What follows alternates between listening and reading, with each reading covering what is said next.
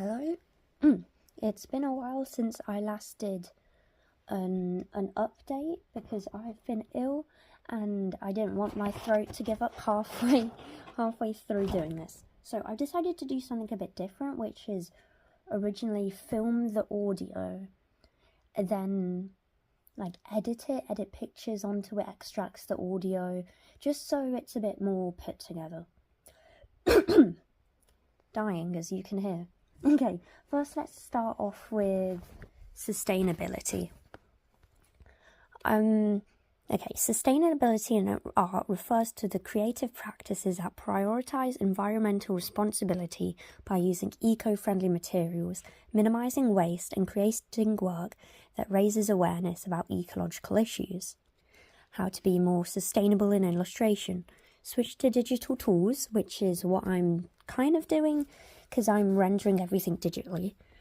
Use eco-friendly physical materials like recycled paper, non-toxic paints, and natural pigments. Obviously, I won't be needing some of these. I won't really be using paints or pigments, but I will be using cardboard, which I do later use, but we'll talk about that later. Using every part of a material, reusing supplies, recycling and using energy-efficient studio practices, promote sustainability, which would be quite hard in my work because it is just a colouring book. It doesn't have a message behind it, but I'm sure I can find some way to fit that in. Be mindful of data storage, which is more of a digital thing. Avoid single-use plastic. Borrow supplies and donate ones you don't use. Okay, this is what I have / will do to be more sustainable, which is stop buying mechanical pencils. And this is because they are made of plastic and they easily break. So it's quite difficult. And I've got plenty of wooden pencils at home, so I'll be using those instead. Okay, I don't use any toxic materials. I don't buy materials I already have. I should try making the cover out of cardboard, which I have done. We'll look at that later. I'll digitally render my art and I won't waste materials. After this, under here, you can see that I've had some peer assessment about my work, which I actually got online. I just posted a video. I was like, hey, what can I do to make this better? And what can I do to improve? So we've got that. This will all be on the blog. Some more peer assessment. And on this little page next to it, there's one of the digital works I've done. I've put this one a bit forward, but you can see it earlier traditionally, and then a bit later you'll see it again. Not traditionally, when I've done it digitally. Okay, book theme. This is where I started looking at the theme of my book. Okay, let me read it out.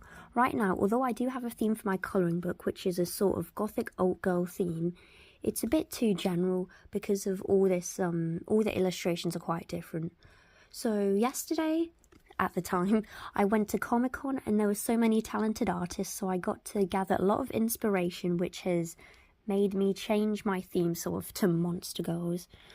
I'm not too sure why I've never considered having this as a theme, as I've always been drawn to them. And even when I was younger, I loved this game called Monster Girl Creator, where you design characters. So overall, I'm slightly altering my theme to monster girls since it still overlaps into my previous theme of old women, but it feels more interesting to me.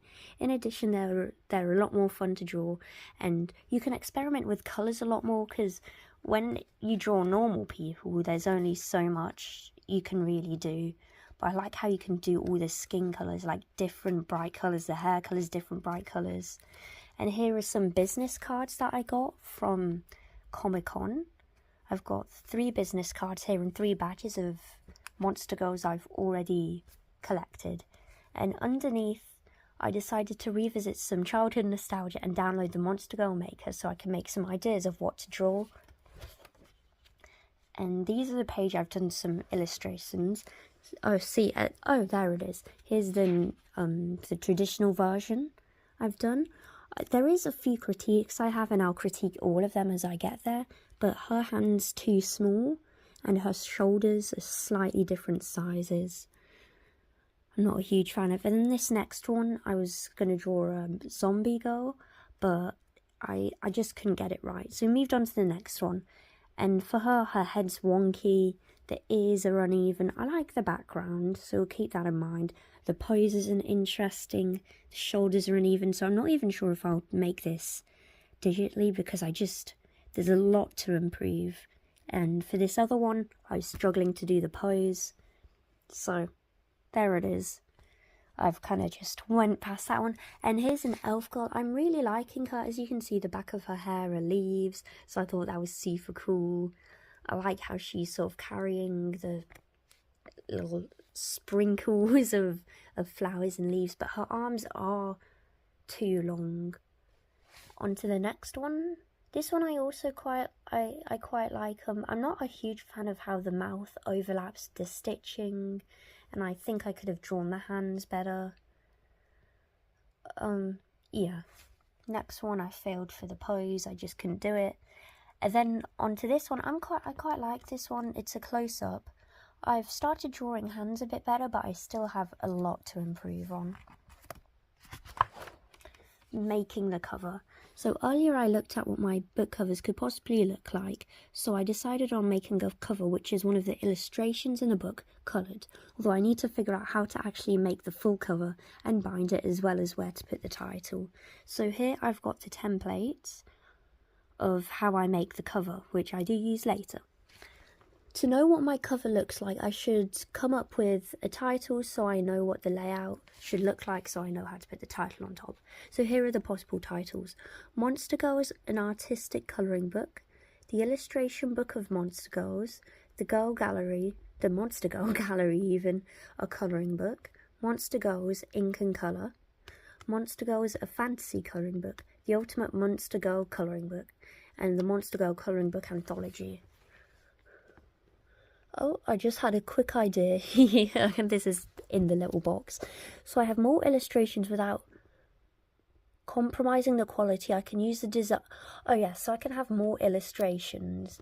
I can use the previous designs I've made and turn them into monsters, because I don't want to waste all those previous drawings I've made. And here's some idea covers of how to do it.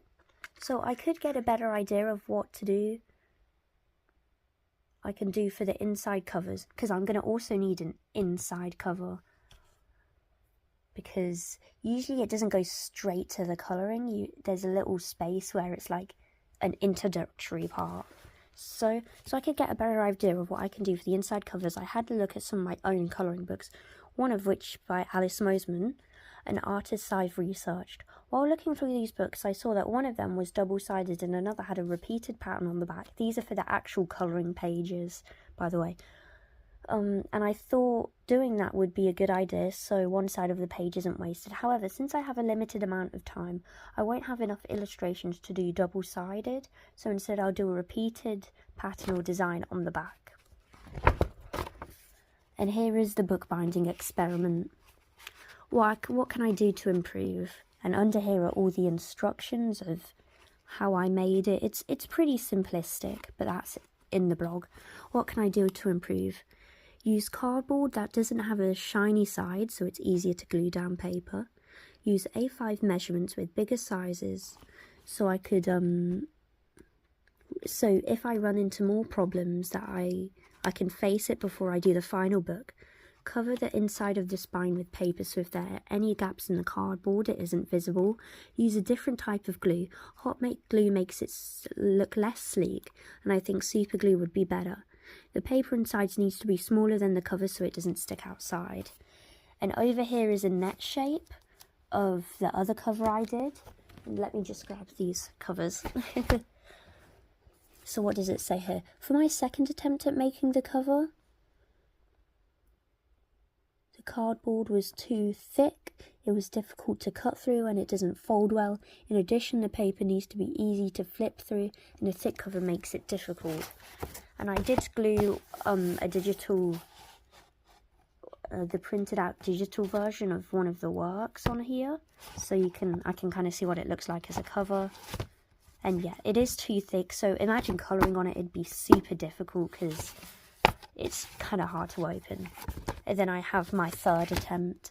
I decided just to add the base and not the extra stuff to save paper. Overall, it's good the cardboard's thinner and more flexible, so using a thinner cardboard is definitely the way to go. And that is it for now. I have done some more work, but I can feel my voice giving up after only 10 minutes. So I will go on to that next week.